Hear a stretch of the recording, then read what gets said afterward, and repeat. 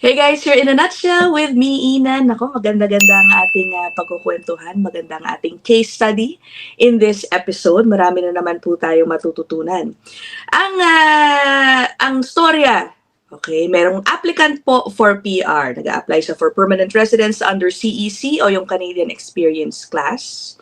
It was refused, denied, dahil natuklasan ng IRCC o nung immigration officer assessing the application na ang kanyang employer ay isang scammer. Grabe, no? Okay.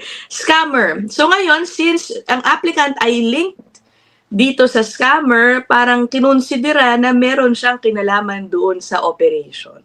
Nakinabang siya doon sa operation. But these were denied by the applicant.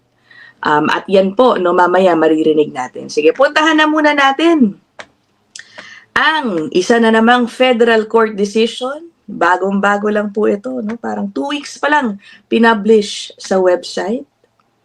Yan. O, diba? April 15, 2025. Okay. Ako. Yan. So, ito nga yung summary, no?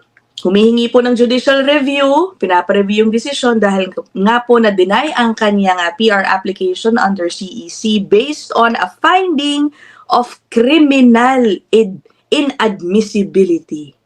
Kasi ang sabi dito, yung employer daw po niya, parang nangunguna, nagli-lead ng isang organized crime. Grabe, no? O, sige. So, puntahan na natin ang kanyang kwento. 36 years old, dumating sa Canada si applicant, Chinese citizen. Dumating po siya dito naka-student permit. Okay, 4-year course ang kanyang kinuhang kurso. After po ng kanyang pag-aaral, nakakuha rin po siya ng work permit, nakailang extension din daw. At finally, noong May 2016, siya po ay nag-submit na ng kanyang PR application under CEC. Ito ang nilagay niya pong trabaho niya, no? O isa sa mga naging trabaho niya. School Administrator and Student Accommodation Coordinator sa, ano ba to, St. UKA Education in Markham, Ontario. Okay, so ang kanyang employment period, September 2013 to Feb or March 2014. So roughly 5 to 6 months. Ang owner ng school, ito na, si Miss Weijia or Angela Wang. Okay. So ano ang operation ng school? Isa po siyang English testing center. Ang clientele daw po nila, international students. Okay, so pwede ka po magpa-IELTS doon. Or rather, nagpapa-IELTS sila, or yung isang test of English as a foreign language. Yun, yung TOEFL ba? Kung basahin yan. Ito na, okay. According to CIS, I think this is Canada Immigration Services. Between 2012 and 2013 daw, ang kanyang employer na si Miss Wang, ito, was found to have been charging prospective students a fee to have surrogate test writers. Ibig sabihin, may ibang magte-take ng English test para sa kanila. Okay, in order to do that, merong ginagawang pamemeki pa ng mga passport. Okay. So, gumagamit ng mga surrogate test writers to obtain passing scores on the TOEFL and IELTS exams. Ito na nga, using fraudulent passports containing the student's biographical data. Grabe, no? So, yung operation pala ng kanyang boss, ito, nakasaad din dito eh. So, the student will hand over personal information doon sa kanyang boss. At si boss, ito, will forward the data to counterfeiters, yung mga mamemeke sa China kung saan gagawa ng fake passports. Gagamit nung muka nung magte-test, nung peking magte-test, no? Pero yung identity nung magbabayad. So, ayun. Tapos, isi-ship yung fake passports to Toronto. Markham, no? Markham. Sabi dito, CIS found that the passports were shipped shipped from China papunta sa apartment ni Miss Wang. Kung saan ang kanyang boyfriend listed rin daw as president of the school. Sabi, no? So, ayun na nga, i-charge daw yung mga students ng lump sum to cover for the test registration, commission para sa mga recruiters, yan, yung mga nagre-recruit ng kanilang kliyente, at for test takers, at panina rin dun sa gumagawa ng peking passport. O, diba? Malaki-laking amount siguro yun. O, ito na. Miss Wang was arrested by the CBSA at nag-plead guilty rin, okay? Doon sa kanyang sa charges against her. By the way, guys, sabi ko na-curious ako dito sa kasong to. Nakahanap talaga ako ng report, oh. Way back in 2013. Tingnan to. Sabi dito, Chinese woman gets 2 years for scam that had imposters write Canadian English language proficiency tests. So, nabalita talaga to noong 2013. Okay? Balikan na natin itong... So, eto na ngayon ang sabi ni immigration officer.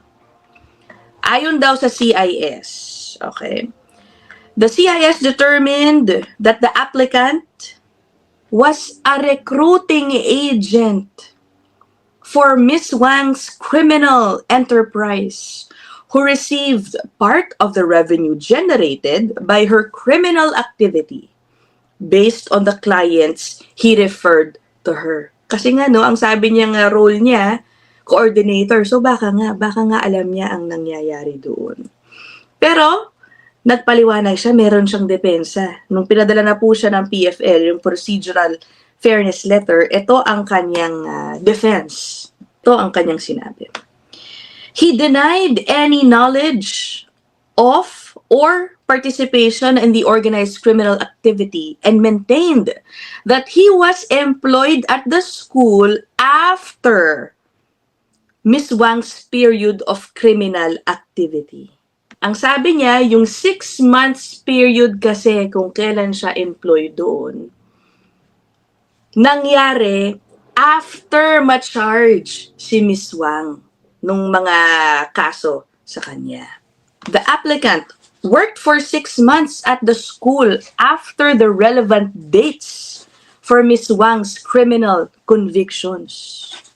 Sabi din niya, not only did the school constitute a legitimate business, but he also worked in a legitimate job as an administrator in charge of rental properties which were used as student residences administered by the school. May ganun pa. So, sinasabi niya na maliban sa na-employ siya after ma-convict, iba talaga ang kanyang ginagawang role. Pero ito, may nakitang financial transaction ang CIS sa pagitan ni Miss Wang at ni applicant before he was employed doon sa school. May ganun, ano? So, ano yung financial transaction na yun? Ang sabi ni applicant, he explained that it was found, ayan, may records kasi ng IS, financial records ng kanyang employer. The financial transactions found in Miss Wang's records relate to repayment of loans he received from her for a new car and his wife's school tuition. Aba, may ganun, parang nakautang siya dito kay Miss Wang for some reason. Ang ano dito, sabi nung judge, hindi rin naipaliwanag ng mabuti ni applicant kung bakit siya may ganung uri ng relasyon prior ang kanyang employment. At no time did the applicant explain how he knew Miss Wang and obtained financial loans from her before he was employed at the school. Yun ang nangyari, no? Yan po ang summary ng nangyari. At dinismiss ng korte ang kanyang petition for judicial review. Sabi, the applicant has not met his onus. Hindi niya napatunayan na kailangang i-review. Hindi siya nakapagpakita na may error talaga na ginawa ang immigration officer na tumanggap ng kanyang application. And accordingly, sabi, this application is dismissed. So, ayun guys, mag-ingat din kayo, no? Yung mga naka-temporary status dito, be careful. sa inyong mga employer. Alam ko mahirap maghanap ng mga mapagtatrabahuan ng trabaho, pero be discerning din sa ginagawa ng inyong employer. No? I hope you guys all end up with honest employers. I can't help but think of the stories I've heard. Alam ko merong ilang halimbawa, mga recruiter dito sa Canada, no? Kumukuha ng mga kliyente mula sa Pilipinas o ibang bansa, basta Pilipino, no? Iniinggan yung mag-Canada, o may trabaho ko dito, pagdating dito, iba ang trabahong binigay. Wala nang choice, nakapunta na dito, tapos yung sweldo na pag-usapan, hindi rin nasunod. Nako po, mag-ingat po kayo sa mga ganyang employer. Okay, meron po niyan, alam ko. Kung kayo po ay mahuli, pati yung mga empleyado dyan, posibleng madamay, lalo na yung mga mag-a-apply ng PR application. Tignan nyo na lang po yung nangyari dito, no? Anyway, dyan na lang po muna tayo for this episode. I will end this here. I'll see you guys in the next one. If you have a similar experience, by the way, put them down there in the comment section. Okay? Bye, guys!